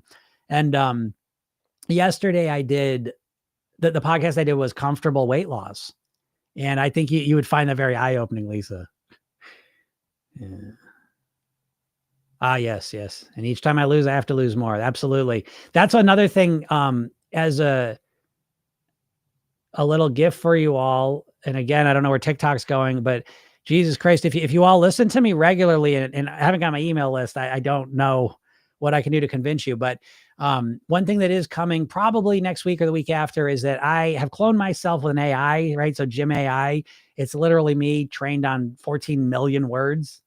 By the way, that's how much I talk about weight over the last 2 years, by the way. That's 2 years. That's how much I talk about it. But anyways, so it's just like me. It's crazy. But I'm setting up a version of that to help you decide on your goal weight, because most people have no idea how to identify their goal weight. And so anyways, that's something I'm giving you for free, by the way. But you got to be on my email list. So all it takes to do that is to go to my bio, click the link at the hypnosis session. That's it. You're on my email list, and I'll send you information about that. Because yeah, the lose, it's never enough, right? For the dieter, it's never enough. And yeah, that's a symptom of not having the right goal weight. And choosing the right goal weight is a much more complex thing than you would think it is. Again, I work with very intelligent, smart, successful people, and almost always they don't have the right goal weight. I'm not going to go into that is right now, but it's true. Yeah. Oh, he said, my doctor doesn't seem to give a shit. He tells me to just eat less. Yeah. Doctors don't know shit about weight loss. It's just true. Doctors don't know. Typically, doctors don't know anything about nutrition, which is another, myth, I suppose, or a mistaken belief people have about doctors, but they don't study nutrition. They don't know shit about weight loss. They don't know shit about nutrition most of the time, unless they have a personal interest in it. But doctors do not know anything more about weight loss than you do most of the time. Again, yeah. Oh yeah, you should lose some weight. How? Oh, eat less and exercise. Oh, good Lord. That's about as useful as a diet. It just doesn't help you. So, maybe says true. Yep. You always need goals to strive for. Yes, absolutely. Absolutely. Mia the German Shepherd says, I need to lose 5 stone. Just a quick suggestion for you. You never need to lose anything. You do not need shit. And the idea, the language of I need to, I have to, I should, are all languaging that makes you feel like you're being forced, and it makes you feel like you're losing your autonomy. And what's going to happen is you're going to rebel against that. So if you ever gone on a diet, folks, and felt like you're rebelling against it, well, the seeds of that rebellion are your language. And when you say things like, I need to lose 5 stone, my doctor said I have to lose 5 stone, I really should lose 5 stone, I must lose 5 stone. Bullshit. You do not need to lose anything. And we can prove that in America, because 75% of the population is overweight or obese. They ain't losing shit. So it's always a matter of, I want to. And most of you don't want to really. Again, I don't want to get into this too much right now, but you weigh what you want to weigh. And your weight is really a reflection numerically of your motivation score in almost every case. You weigh what you want to weigh. Do you not believe me? Now, I'm not saying you don't want to lose weight, but I'm saying you want to eat and live the way you're living more than you want to lose weight if you're not losing weight right now. Anyone not believe that? Come on, bring it on. You don't think so? You don't think you weigh what you want to weigh? You don't think you could consume less calories if you really, really wanted to lose weight? That's why I always tell you people that the first hurdle you got to overcome with your weight loss is motivation. You're not motivated. And what's even worse than that is you think you're motivated. Eesh. You think you're motivated when you're not. So you're living in delusion land on top of it. On top of not being motivated, you think you are. So you can't even see what the real problem is. So yeah, you don't need to lose 5 stone. You want to lose 5 stone, or you don't. Yeah. What is a thin and healthy mindset? Yeah, that's a great question. I mean, in its simplest form, a thin and healthy mindset is a mindset that keeps you at a thin and healthy weight. Now, I know that doesn't mean much to you, but that's a simplistic way of saying it. I have a thin and healthy mindset now. I did not have one, and now I do have one. So you can create one, you can install one, you can develop one, but you have to learn. You don't fucking know how to have one now. I can't just tell you, oh, just do this, this. You've got to invest. You've got to dedicate yourself. I will tell you to some degree, it's like learning a musical instrument. It's like learning a language. That's the level of commitment. Not quite that high, I would say, but in the ballpark. And so, most people are not willing to do that. Most people that want to lose weight are just so addicted to chasing quick fixes and hacks. And, again, diets are basically get rich quick schemes. And most people are addicted to thinking about weight loss in those ways. And the truth is, you need to think about your weight mastery much more like college. You have to think of it as a long-term investment of focus, energy, and a lot of times investment. I mean, if you're going to work with me, you know what I mean? There's an investment as well. And so, again, it weeds out a lot of people that aren't really serious, which is most people, going back to my previous point, that you probably don't really want to lose weight. You think about it all the time, but a lot of dieters confuse thinking about weight loss all the time with actually being motivated. And I think that's a very dangerous place to be because it confuses your brain and it gets you to the point where you say the ultimate powerless phrase, which is, no matter what I do, I can't lose weight, which I've never seen be true personally. But again, yeah. So it's a thin, healthy mindset. So again, I mean, if we break out mindset, the Program Yourself Thin world, it's having the motivation to eat, to keep you thin and healthy, to want to be thin and healthy, like really a lot, right? The motivation you got to go to work every day. You got the motivation you got to take care of your kids, even when you don't want to, even when you're tired, feeling sick, and you still do it, right? Because you're so motivated. It's at such a deep level. It doesn't even feel like I want to do it. It's like, I have to do it. This is what I have to do this. This is who I am, right? That's the kind of motivation I have to be thin and healthy. So that's the motivation piece. Self-image, again, a huge piece of the puzzle that diets never even reflect on, but you all have a self-image. If you've been overweight for a while, again, Lisa here, Lisa thinks of herself as someone who can lose weight, but can't keep it off, who keeps cycling through this process. That's your identity. We always live up or down to our self-image and our identity. And so my thin, healthy mindset, I identify as a thin, healthy person. I think like a thin, healthy person. I live like a thin, healthy person. I eat like a thin, healthy person. And I am a thin, healthy person. Habits, right? So there's another piece. I have the habits of a thin, healthy person. So you all have a healthy habit in your life that you've developed and installed that runs automatically now. You brush your teeth every day, automatically, pretty much.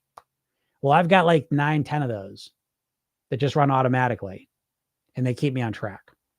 Emotions. I know how to deal with my emotions in a much more genuine way. When I feel sad or lonely or depressed, angry, stressed out, I don't rely on food to fix it. I don't, because I know better ways to deal with it. And I fill my life with a lot of ways to tap into genuine positive emotions. And that keeps me thin and healthy. Thinking. I know how to think like a thin, healthy person. I think in a very solution-oriented way. I ask the right questions. I reflect on the reasons I want to be thin and healthy. I speak like a thin, healthy person. And then there's maintenance. I know how to maintain. I know how to go off track for 3 weeks, the last 3 weeks, put 7 pounds on, not blink an eye. Come back on Monday and I'm right back on track. I know how to deal with stressful times of life and be able to deal with it and ride it out. I know how to make mistakes and get right back on track. So that in detail, that's the mindset of a thin, healthy person. And that's what we do in the program, by the way. And Program Yourself Thin. Again, in the mastery program, which is the one you should all get, this close to not selling the hypnosis only program. Again, I know I can make you lose weight, but I want you to master your weight. But in the mastery version, I take you through the weight mastery blueprints, which we go through that, the mindset, the lifestyle, and the eating. And we go through the mindset pieces I just described, those 6 categories. The lifestyle, I show you the 8 habits that you systematically weave and install into your life. And then the eating process, which is all built around you, by the way. So it's not me giving you an eating plan. It's me showing you how to become aware of your eating patterns and what works for you, how to structure it in a way that works for you, satisfies your hunger, keeps you comfortable while you lose weight, and that you enjoy, and then how to optimize it so that you thrive on it, not just now, but forever. And again, you have no idea how to do this on your own. What are you going to do? Incognito says, yes, makes sense. What is it then? Healthy mindset. Yeah. Okay. There it is. I just described it. Lisa says, I'll look at your site later. I'm at work, so I can't see the prices yet. Yeah. Go check it out, Lisa. And if you ever have any questions, anyone, Jim@programyourselfthin.com. I can answer any questions.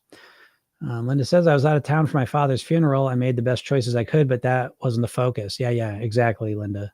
And I'm sorry to hear that. I'm sorry to hear about your father.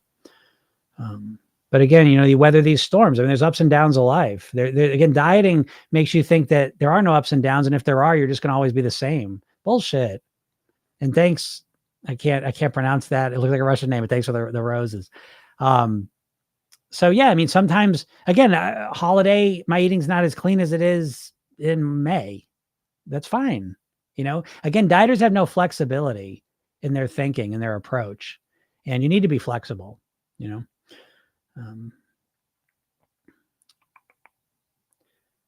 Karen says, you lose weight, you're just a thinner version of you. Yeah, absolutely, Karen. So true.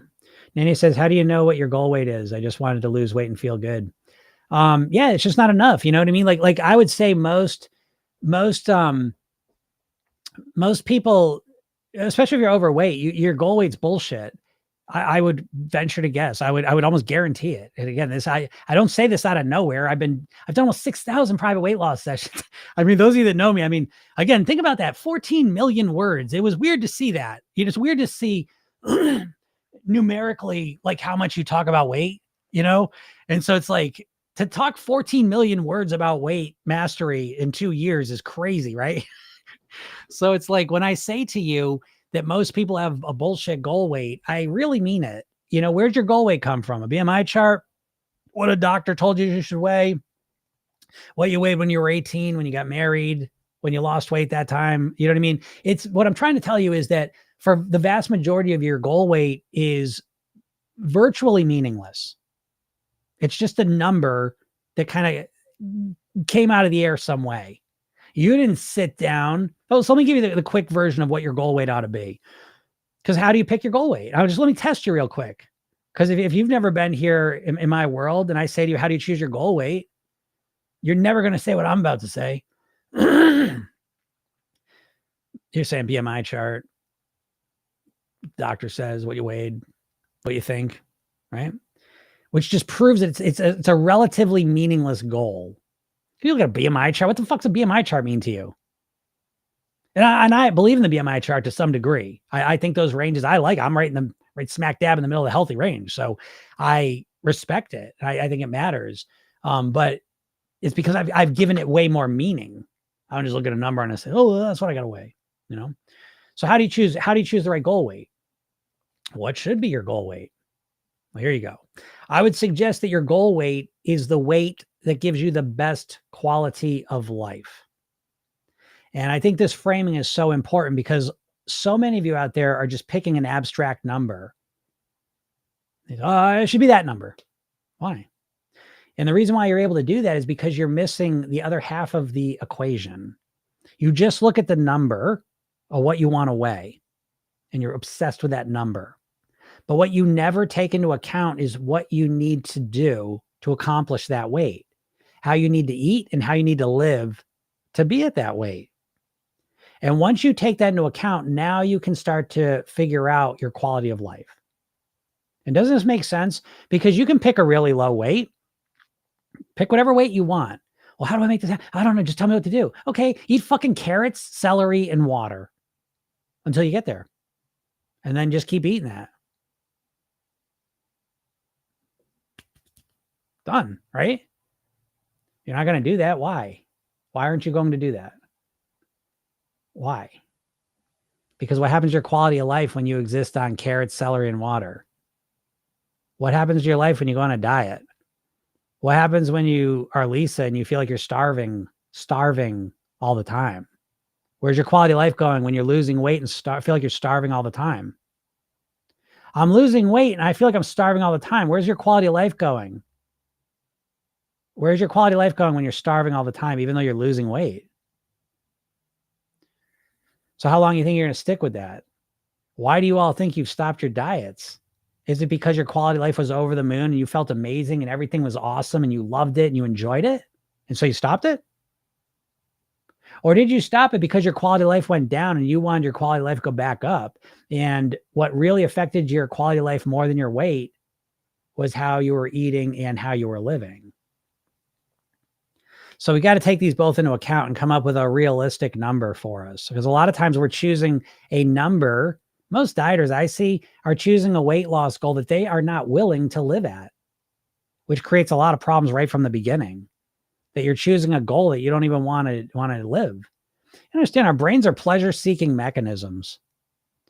And so for you to think that you're going to live a life of pain so that you can weigh a certain number, that's the original sin of dieting. It's never going to work. You're never going to stay there. You're never going to live the rest of your life feeling like you're starving. That goes against every being of your cell or every cell of your being. So it's like you're just not going to do that for long. You'll do it for a little while. And this is how diets make their monies, because they know you can do it for a little while, but you're not going to stay feeling in a state of starvation for your whole life. At least there's always a couple outliers that will, but the vast majority of people are not going to live a life of misery and starvation. For what? What's the point? What's the fucking point? You ever think of that? What's the point? Let me explain it a slightly different way. Your weight is a means to an end. It's not the end in of itself. Money's the same way.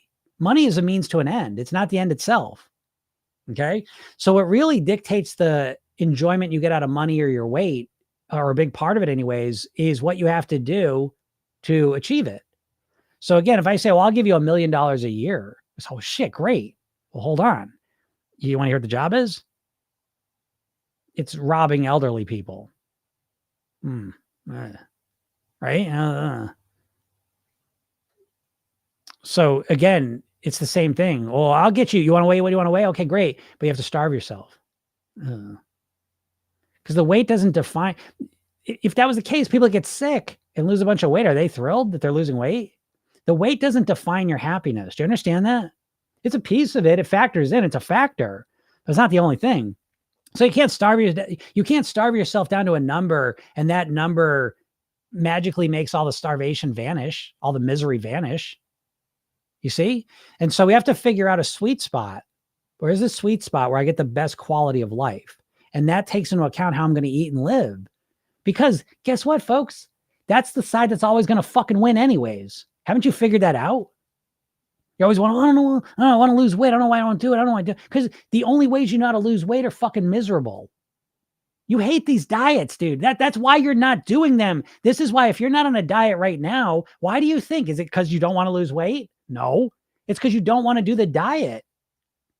Have you ever considered that you could lose weight in a comfortable way?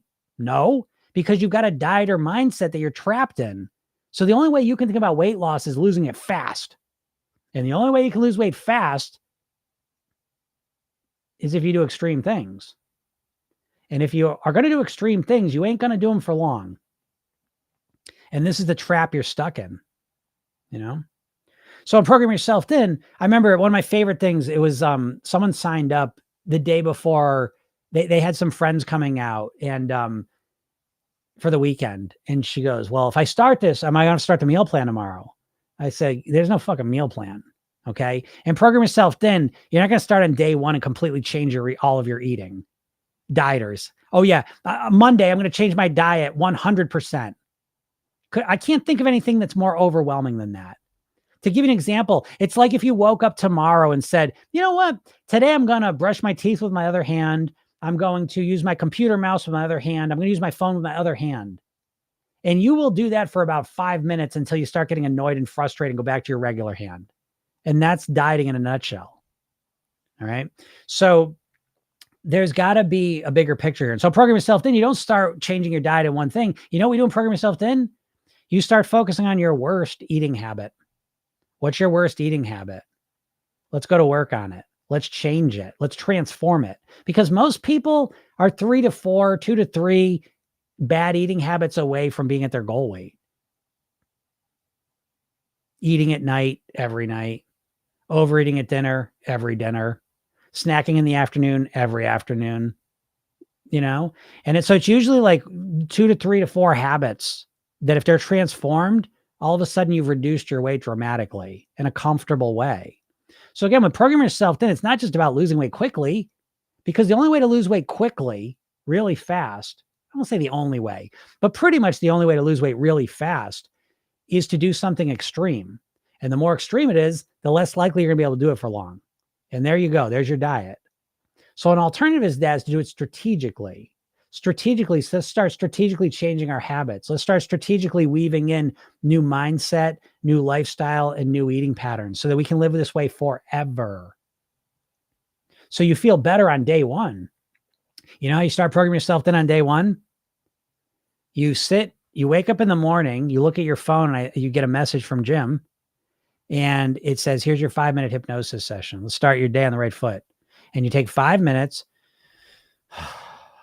calm down, relax, breathe, quiet your mind, turn your attention inwards, hear lots of good stuff for 5 minutes.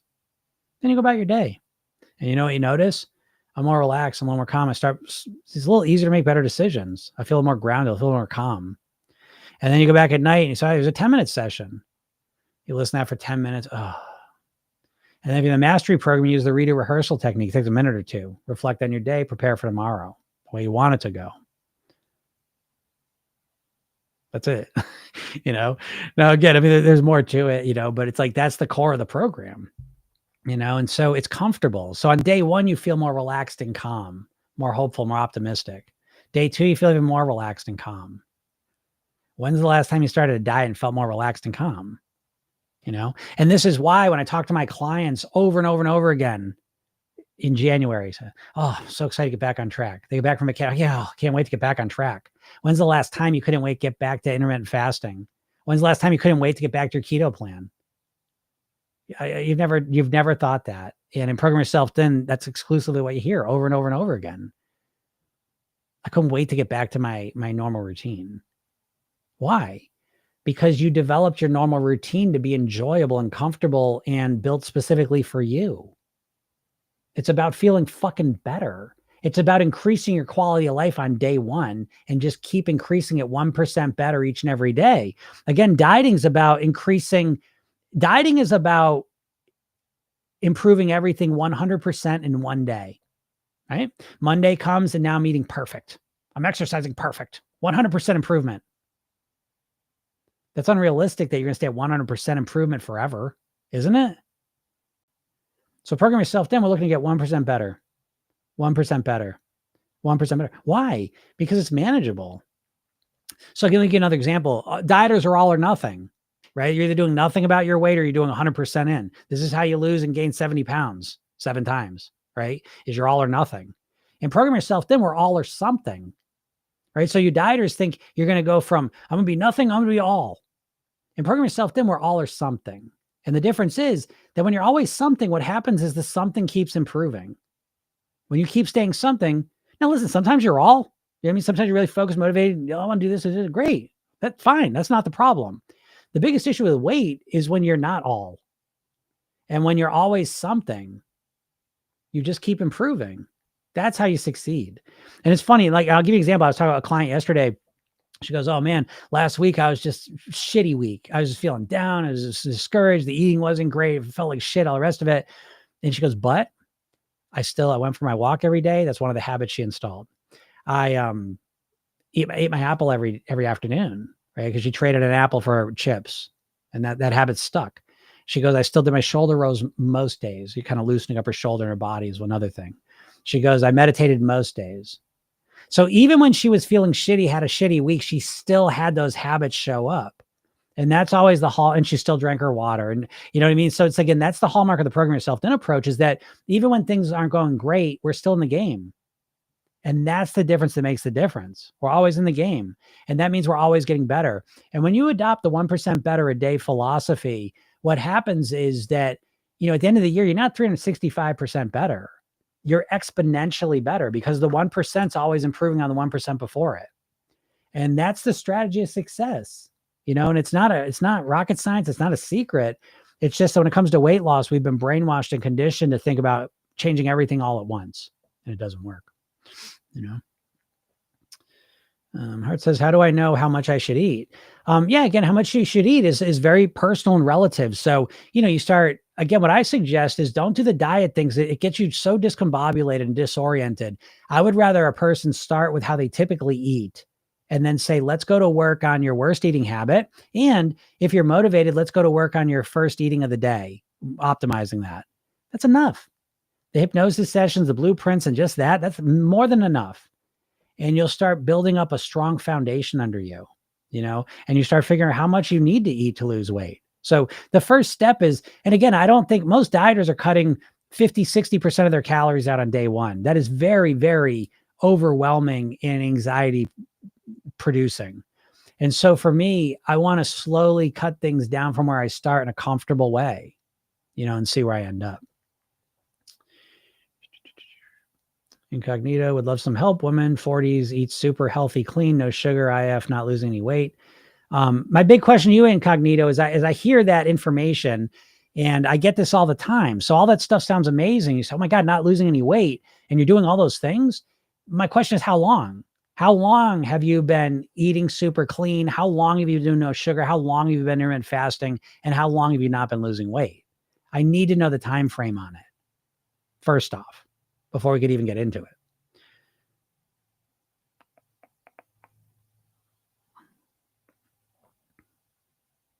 Mystic says, "What's the process of what you are offering?" I think I just described it a little bit. Again, there's kind of there's three kind of options in a sense. The first one is just straight hypnosis. Again, the most powerful hypnosis program on the planet is again, it's an 8-week program and you get a morning hypnosis session. Each day it's a different session. So by the end of 8 weeks, you've had 57 different weight mastery mantras put into your subconscious mind, and you have relaxed and calmed down 57 days in a row. And then at night, you listen to your weekly session. So there's 8 weekly sessions. Those are 10 minutes, and those have the core weight loss mantras in it. So basically, I'm bookending your days with hypnosis, with relaxation, calm, and lots of powerful messages going into your mind. Just listening to those for 8 weeks, you will lose weight guaranteed. Now, if you want to master your weight, you've got to get involved. I can't just do that. I would if I could. And so that's the weight mastery program. And that includes the hypnosis, but it also includes the Program Yourself Thin technique, which is a 1 to 2 minute hypnosis visualization technique you use at night, the redo rehearsal technique. And then there's the weight mastery blueprints that I take you through. So there's video trainings that literally walk you through filling out those blueprints. You get a workbook with, with your, again, the weight mastery pyramid, mindset, lifestyle, eating. You get a workbook that takes you through all the questions to help you, fill out your weight mastery blueprints. And again, that's the secret. That's your roadmap to living at your goal weight. It's a living, breathing document. You start out filling it out and you keep optimizing and tweaking and refining it. And then the final piece, if you choose to add on to that, is coaching, and if you want to work directly with me, there's options for that. And again, that's obviously the most powerful one. Because the most value I can offer you is to work with you directly, without question. And so, even with the coaching, if you didn't do anything else, I can see what your problem is in about 1 second. And that's my biggest skill. Again, that's why people pay me $25,000 to work with me, because I can almost instantaneously realize where the limiting belief is, the mistaken ideas, the lack of strategy that is. But again, I mean, it's an investment. And so I know some people can't do that. So the mastery program is awesome. And if you can't do that, the hypnosis program is a great start, to the whole thing. It says how many sessions is needed. Again, I mean, like everything initially is built around 8 weeks. I mean, I have an ongoing coaching program, but the first step is really just this 8 weeks. And again, the hypnosis is every day. You have to listen to them every single day. I mean, ideally, you want to listen to them most days, but if you miss a day here and there, it's not the end of the world. Because again, listen, I know you all are stressed out. You know what I mean? I know you're in a chronic state of stress. So listen to hypnosis, going to calm you down and fill your head up with lots of positive stuff. You have no exposure to positive messages going into your mind in terms of food and health and your weight and happiness. I know this, and so that's what it does. It very comfortably puts good ideas into your subconscious mind so that you naturally start to, think differently. And when you think differently, you act differently.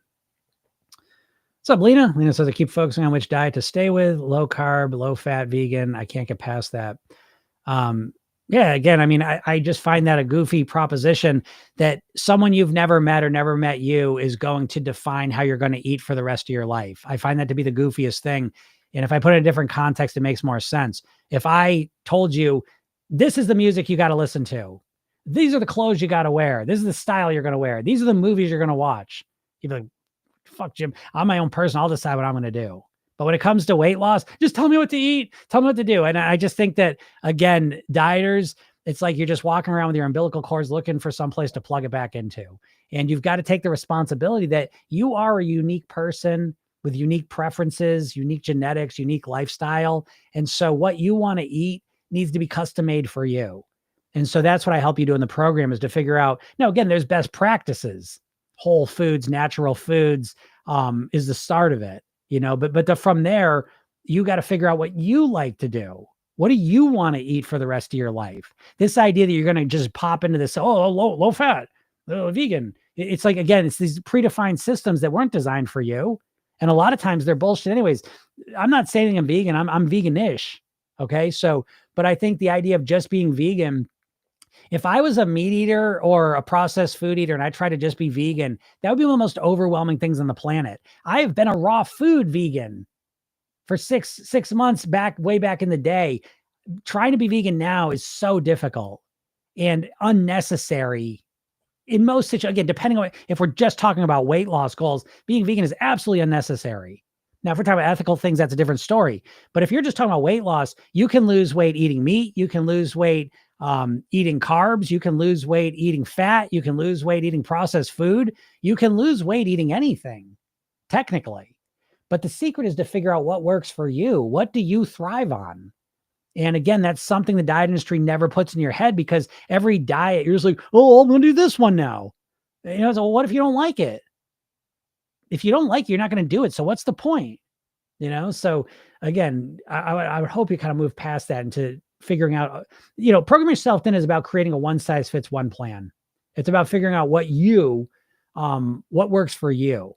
And what works for you is probably, only needs to work for you, What if you have been that weight and you looked good? Yeah. I mean, if you've been a weight that you looked good at, I think that, then that's a great goal, but again, some people have been at a weight where they feel like they look good, but they were absolutely miserable because they were starving themselves and miserable. And so again, I suggest if you make the North Star quality of life, as opposed to just an aesthetic looking certain way, number on a scale, size on a clothes, I think you'll get much better results and you'll be much happier, I think. Nikki says, 2 years into the journey, what am I willing to do for the rest of my life has been my line. Down 72. That's beautiful, Nikki. I love that. And there you go. Yeah. What am I willing to do for the rest of my life? That was my mantra. It continues to be, but in the beginning, that was a very important distinction. And I built around that. I never invested any energy into something I was not willing to do for the rest of my life. And that's one of the best decisions I ever made, because every ounce of effort I've put into my weight and my health has been things that I've invested in for the long term. And so now here I sit in front of you. Most of my habits run on autopilot, just like your toothbrushing one does, because I've invested only in things that I would want to do long term. I never did things that made me miserable. So, Mom, I love the wall behind you. Is it a screen or an actual wall? What is it? It's actually a painting, and I forget what it's called. It's something religious. It's I can't remember, but it's like I know that sound weird. I don't know, but like the painting is, it's like there's a Bible verse or something about it. I never even knew that. I just bought it because I thought it looked cool, but not that even helps you, but it is a picture. Look at Katie. Look at you, Katie. Look at Katie. She knows. That's exactly what I just said, Katie. Look at you. You know. Yeah. Not the umbilical cord. All I have to do is lose 22 pounds and go from there. I'll tell you one thing to always look out for, folks, is when you say to yourself, all I have to do. I would just suggest, just as a general rule of thumb, anytime you hear you saying, all I have to do, I just need to, let those be big ass red flags, because you're bullshitting yourself most likely, and you're minimizing and underrepresenting what actually has to be done, and you're setting yourself up for failure, because you're defining keto's the absolute, to me, king of this. That keto is like, oh, just stop eating carbs. Right. And it's like, could anything sound easier? But the flip side of that again is that you have to completely transform how you're eating, which sounds a lot harder. Oops. Okay, so I'll let Jim reply, but it sounds like that previous way it wasn't sustainable. Yeah, Katie and I are saying the exact same thing. So we'll just use Katie's reply on that. Lisa says, skim the site real quick. I'll have to look when I have more time. I couldn't find much about prices quickly. Yeah, program yourself in. It should have the price. Just scroll down. It's got 3 prices listed around. Again, I'm telling you right now, like a little hack here. If you want coaching, you can still get it for a discount, at least for another week or 2 here. But if you get the mastery program, which is the middle, well, on a phone, it'll show up. You have to scroll down and it'll be the second one. But, because again, the coaching's on there, but it's $2,000 right now. Okay. But yeah, I'm showing you a way you can get it half that. Get the mastery program, and then you'll get an upsell offer if you want to get into the coaching. That's what I suggest. If anyone can do it, that's the best value, I think. But again, if you have any questions, Lisa, just shoot me an email, or message me through TikTok while you can here. Suburban Mom, I eat everything and have weighed 113 for a long time. I was here for the art, but I struggle with what? All right. In the meantime, I'm gonna get out of here. So, everyone have a super duper day. Chocolate. Do you have a way for making better choices that improve our health? Yeah, absolutely. I mean, again, I don't have any simple things to give you other than the fact of, what is chocolate when you overconsume it? What negative effects does it have? And when you eat it just the way you want to, how does that feel? And I would start to weigh those 2 things very clearly in my mind. The negative consequences of overdoing it with the chocolate and getting connected to those, and the positive connections of when you eat the chocolate perfectly the way you want to. And I would get real clear on those 2 realities, and I would consistently reinforce them in my mind. Was there an app? Yes, there is an app. Sweet Quest. All right. Yeah, there's an app, by the way. So I should send that out again. Yeah, we got the Circle app now, which is, it's good. It is good. It's a little bit buggy at the moment. It's a little bit new, and I'm still working some of the bugs out. But I think it's awesome. There's a community aspect to it that's going to start to grow as we get into it. I know Katie's still here. Katie, I was thinking about that because I know we were talking a little about it yesterday. What difference do you think it makes, Katie, between, and just give me a thumbs up or a thumbs down real quick, but what difference do you think it makes between it being the Circle app with Program Yourself Thin's in it, or it being a Program Yourself Thin app exclusively? Do you think that matters? Any opinions on that? I've appreciated it here. Yeah, Sweet Quest. I remember. Yeah. You're about the program to start later. Okay, Circle app. Yeah. Are you in there, Sweet Quest? Because if you're not in there, yeah, I don't think it matters that much. Okay. That's kind of what I'm thinking too, the more I think about it. And part of me thinks I should work the bugs out, because I did get a response about that other day, and it wasn't that helpful. So it made me just think there's just bugs. They're like, oh yeah, on an iPhone, it just doesn't show a hand. That's what they said. Anyways, but yeah, Sweet Quest, shoot me an email and I'll just shoot you the link and I'll get you right in there. If you're not in the app already, Sweet Quest, shoot me a message at jim@programyourselfthin.com and I will get you the link. That'll get you right into the right spot of the app. And I think you'll love it. I think it's real good. All right. So yeah, everyone else, if you're not in my world, again, click on my bio, get the hypnosis session, watch the video, read the emails. I'm here for you for free. I'll help you out.